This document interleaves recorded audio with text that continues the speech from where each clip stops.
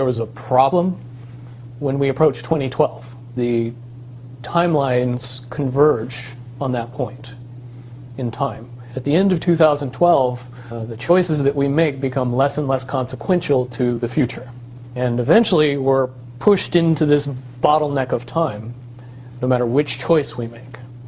And that's important to the people that had access to Looking Glass, because what happened was people, very smart people, began to figure out that something big was coming up.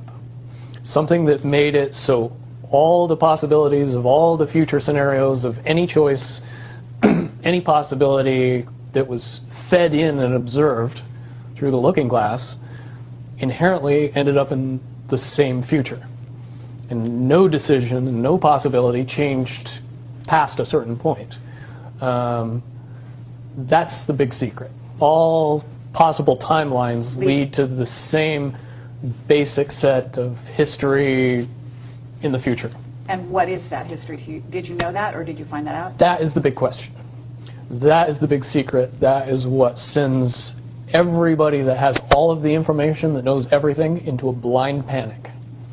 The people that know everything about Looking Glass, that have gotten all the reports and all the information, the elites of the world, probably figured out that that was the end of the game, and nothing could be manipulated beyond that point.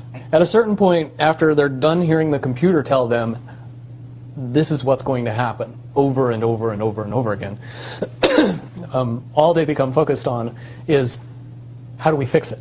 What I do know is that I was called in and asked to solve this problem, this timeline contraction problem.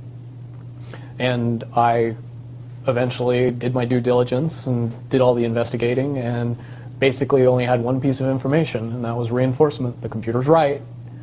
The timelines will contract down to some inevitable thing that you guys won't tell me about, so I can't help you. There is an inevitable event. It's been forecast, it's been predicted, it's been fed to us in a slop trough of what they want us to believe will happen.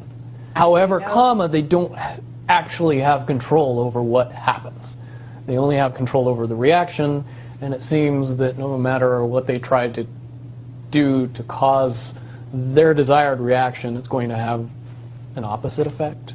If I had to give it a name, I would say it's the awakening process.